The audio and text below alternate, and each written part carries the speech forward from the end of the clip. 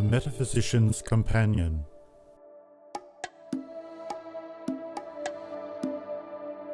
Hi John, good morning. How are you today? Oh, pretty good, Graham. And yourself? Yeah, not bad at all. It's a bit of a miserable old day out there today, but we're going to be giving you a nice, interesting podcast, we hope, today. Another great talk. And so you'll think, oh, I must listen to those guys again. And I must share that with all my friends. Nice little plug there. Yeah, absolutely. I thought today, if it's okay with you, we continue on with what we talked about last week, which is basically the realization in the end was that we can, and if we want to, reach a part of us that is outside of our physical, mental, emotional being. I call it the beyond, or your higher. I call it your higher self. That you're more than just that person that's projecting out. This into is the world. authentic self or spirit or whatever. Yeah. So our thinking, was this, because you were discussing it, and I said, "Oh, this might be a good way to go." Was that we should talk about why most of us can't get to that point in our life where we realise we're far more than just that physical being. The things that hold us back. Yeah, I think that would a lot of people will associate with that and think, oh yes, I understand that. Yeah, things that get in the way of seeing who we or what we really are. Yeah, and the interesting part is that this also holds us back in life, full stop.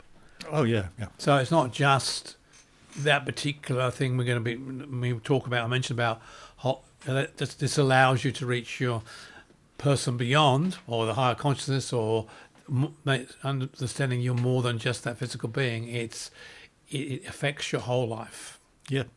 And like in the yoga, they refer to obstacles on the path. And a lot of that falls on, like in Western thinking, falls into the domain of psychology. How we perceive ourselves and how we can become fully self-actualized. And of course, it keeps on going back to that point of us that how we're brought up and the values we're given and the fears we're given, and all that stuff comes into it.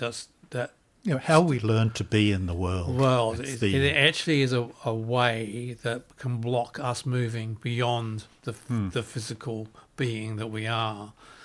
And because we're taught basically when we grow up that this is it. You have to produce, you have to go into the world and fight away and become something or whatever, and then you're given all these negativities that why you shouldn't do it, for example. It's sort of just in my mind, I just remembered Joe Dispenza's book. Oh, yes. Breaking the Habit of Being Yourself. And like basically what he's talking about is, the personality that we exhibit is a habit. We are not the personality, but it's a habit of behaviour. And what are the habits within my behaviour that stop me from becoming aware of how in my greater self or better self even in this world? And because your conscious mind then keeps on, your subconscious mind keeps on reiterating the processes you've learned. And because then you keep it's a habit. The habit, yeah. Okay, so there are many of them, of course, and we all have them, and that's the problem because we all have them. So this really is that blocks us doing things. I mean, for example, I remember sitting around the table with my kids, and their grandmother was there, and I was talking to my kids, and I was actually saying to them, you're doing a really good job here. Your homework you're doing is fantastic. Look at that. It's really great. It's marvellous.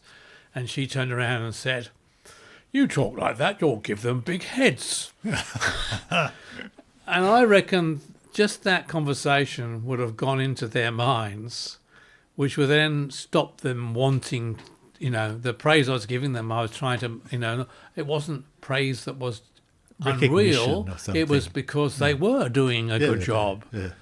And though this is the old Victorian idea, basically. You have to know your place. You have to know your place, yes. Yeah. Well, John, did you know your place? No, being Australian, I wasn't given that, but I did get the too big for your boots, get a big head, kind of messages. Yeah. which in a sense holds you back. Oh, absolutely. I think the first step, though, is to become aware of these things, what it is that holds you back. So this podcast really should be about you need to look at your inner workings of your mind and why you keep on doing stuff, and try and find the reason that you're in a sense blocked from moving further into your better consciousness, for whatever it was. One way of going about it. But to become aware of, take for example you will get a big head. Yeah. Receiving that message, how do I, how do I feel? My first intuition is that it creates anxiety. You will, what happens if you see that I think well of myself? I generates a fear of being found out, perhaps guilt also. Yeah. Oh, I've done something I shouldn't. And you get these emotional responses. Yeah, because if you're too big for your boots is really making you say you should be ashamed of this, rather than you should be proud of trying to move forward and work and working to achieve something or go somewhere. Yeah, shame. There's another one. Yeah. You should be ashamed of yourself. Yeah. And shame, the feeling of shame arises from, there's something wrong with me, or I am bad, or there's something I should not show, something wrong with me, really. Yeah, and again, I mean, that's obviously, when you look at it also is in a lot of religious philosophies that you need to be ashamed. For example, if somebody's a homosexual, they should be ashamed of it because it's not natural. Yeah, it's to be hidden. It's to be hidden or whatever. Or your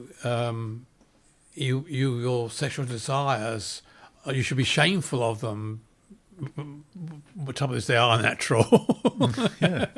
All that stuff, which again really makes you focused in the wrong way about life. Yeah, but these are the things that I think of as attachments. Like when you think, the Buddha is always talking about, what holds you back is attachment, and what is it that you're attached to? So the question is, how do you deal with those attachments, John? How do you think you deal with them? Well, I understand. Like, I never had much of a problem with anxiety, but I did realise that what it is fear placed into the future. Something bad will happen, and then there are a number of ways of it, like addressing that. The mindfulness is a good one, but I tended to go through an intellectual way, which is to ask myself exactly what will happen.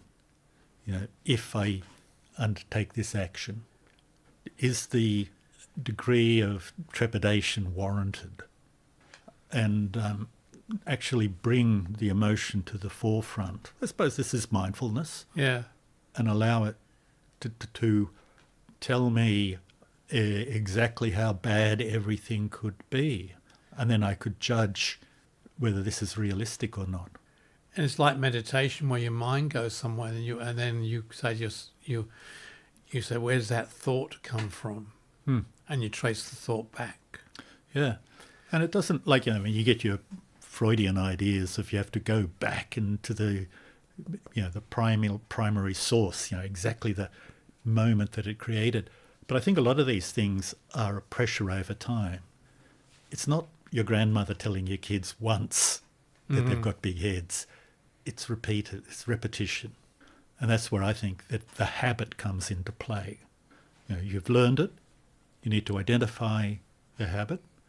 And the easiest way I found was to, I told myself, I read something actually, and it says, all of these bad emotions are examples of you telling yourself a lie.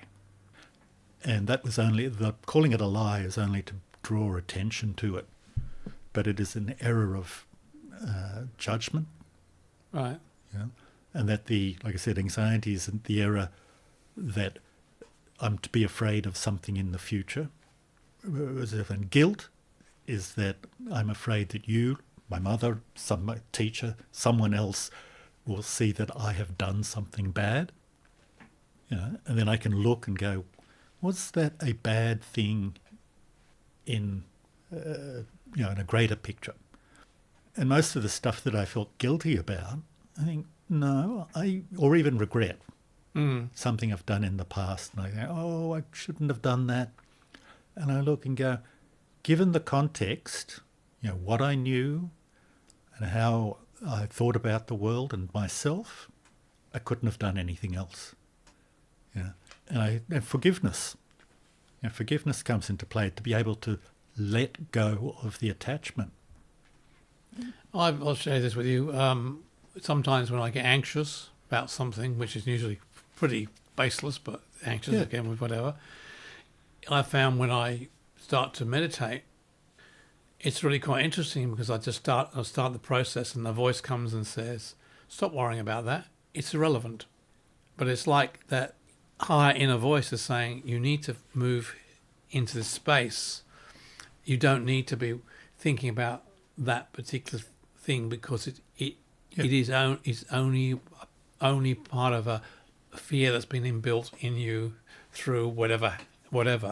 But it's interesting. The message comes that I need to not look at that, but move forward in my meditation. I don't have to look at the reasons or whatever. Just that this is irrelevant. The way I hear what you're saying is that you identify that it is a habit. Yes. And saying, look, we get rid of the habit by not performing according to it. That's what your voice is telling you. Yeah. Oh, don't bother about that. And this is like in psychology, they have Hebb's law. Neurons that fire together wire together. And this means that your habits become streamlined. Things you do require less mental energy, and the way that you stop this wiring together is by not doing the habit. And yet the meditation has now become a habit. But the meditation itself is a positive habit, because it allows you to get rid of the... Yeah, the idea, is things we do things by habit, so we don't have to think about it and waste energy. And the idea is to prune your habits and train them so that you have ones that optimize your life rather than are detrimental and lock you in. And slow you down. And, Get in the way. Yeah. So that's another reason, listeners, if you don't meditate, you should learn to meditate, because if you get to a point where you can then access that being part of you that is outside of you, it will actually educate you as well on the journey. And I mean, this is my experience, so I'm sharing you. This is my experience. Well, I think in a more general sense, meditation builds awareness. It gives you. I always think of the space between thoughts, and in that space between thoughts, it gives you time to perceive, to feel, to make changes. And the meditation slows you. You can develop the ability to slow your thinking down so that it doesn't race on in a habitual way. It's interesting, because when that happens to me, I actually go to my mind goes to part of the body which is perhaps stressed. I think that's the right word. And it's like I like an instruction I give it. I don't need you anymore, or I don't need you now.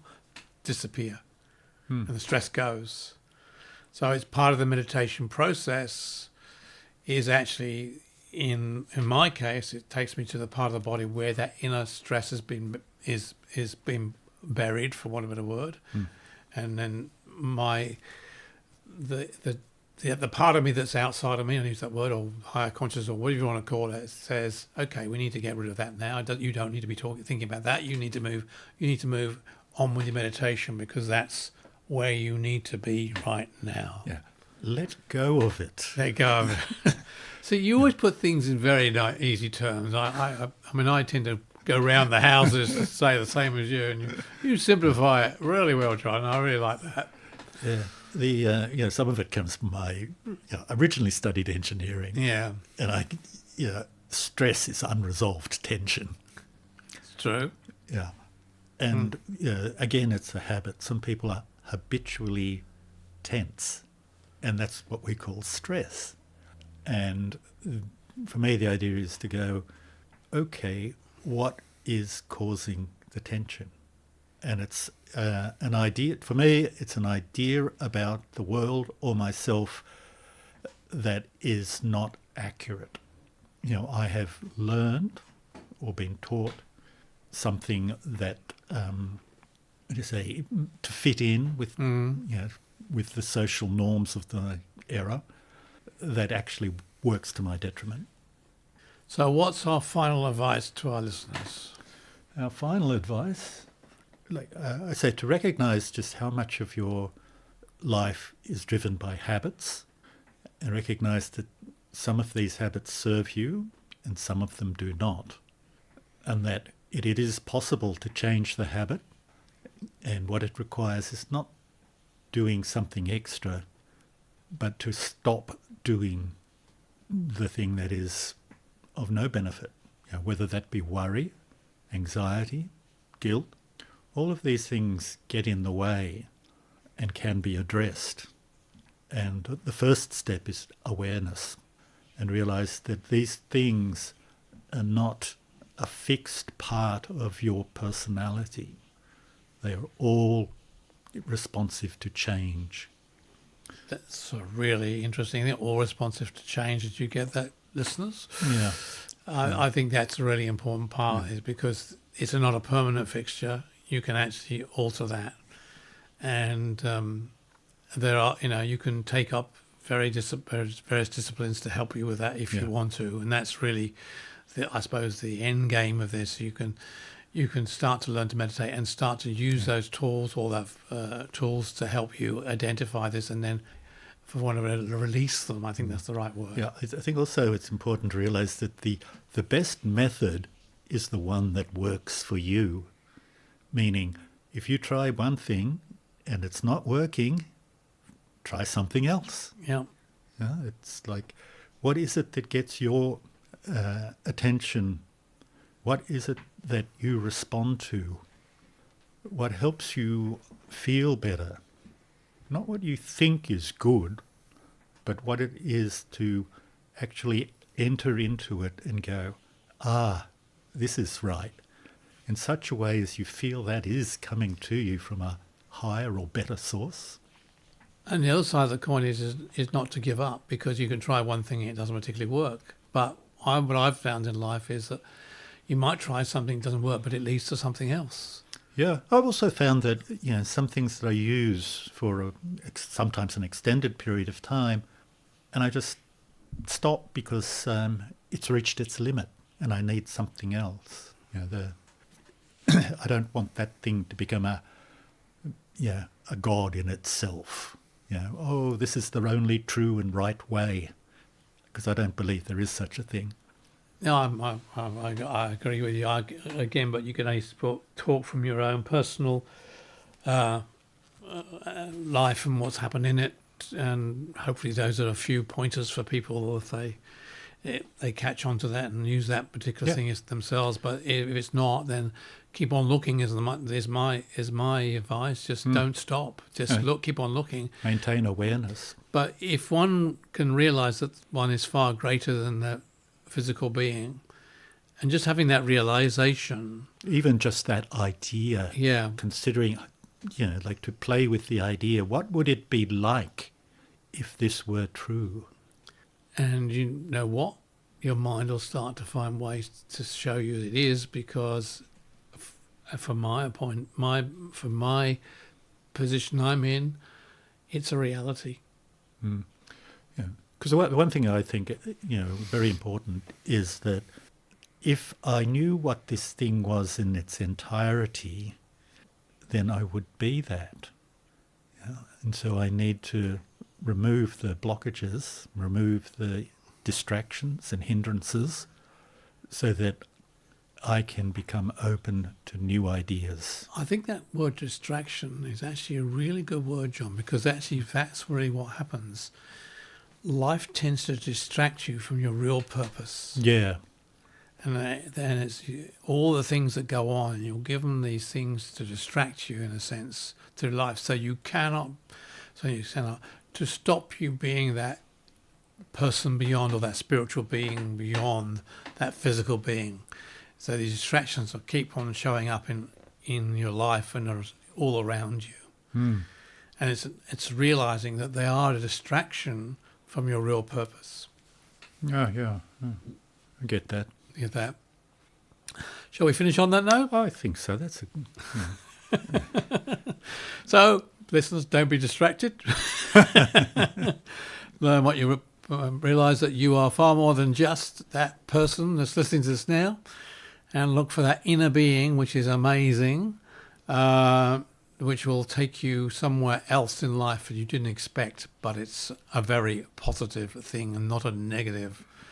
It is a negative experience, not a negative experience at all. It's a positive experience. Mm. On that note, I will leave you and say goodbye, and hope you'll listen to this again, and you will share this podcast with your friends.